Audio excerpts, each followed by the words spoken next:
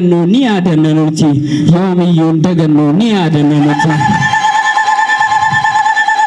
Dhaamsa isiniif qabdi hawwisoon teessanii itti minaan jette mee waa'ee afaanii Dhaamsa isiniif qabdi hawwisoon teessanii itti minaan jette mee waa'ee afaanii Gootonni mahee lafee isaanii cabsanii dhiiga furfursanii itti tumamanii itti hidhamanii yakkuma itee dubbachuun isaanii raadiyoodha cabsaa jedhanii irratti odeessanii akka waan dhakaa ta'ee dubbii fakkeessanii dhakaa miti dhadhaa ta'uusaa jarri ni beekanii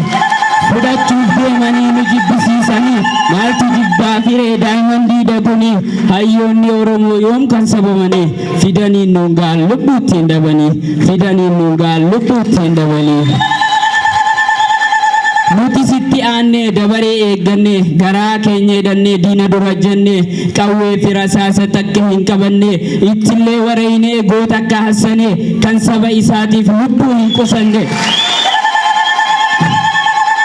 Yaalamito erga kana goone nuti arra warri afaan kanaan badaane akkuma waan biraa maaf ittiin dhimmamne keessummaa hundarraa afaan ishiidhaalle sanuu of ilaallaa akka waan aqilaa abshaalummaa seene hunda keessan miti akkanan komanne garii keenya irratti haala kana argine afaan namaa tuquuf an kana hin jenne dursa harkachuu qabaa akka hin tuffatamne aadaaf afaan keenya yoo nuti hin daganne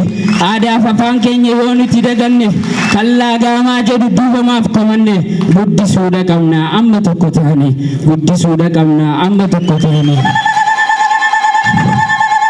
Jetteeti hawwisoon isini dhaammatte yoo kun akkasiin sirrate afaan federaalaa ta'uuf mee maaltu tanqate akkas akka ta'u yooniif hawwite barachuudha qabdaa iddoo tana dhufte tun haadha beekumsaa ta'uu ishii hubatte faarfachuudha qabdaa ati samma kaate lubbuun toos akkasiin meenaa faarsi jette yaa haadhatu meeqaatan barsiiste meeqa akka dhalate lammiin sitti ergate doomaa san simattee qartee geggeessite barattoota keetiif barsiisota ammatte meeqa kan hammeenya ofirratti baate cubbuun itti ulfaattee kuffisuudhaaf jette gara kan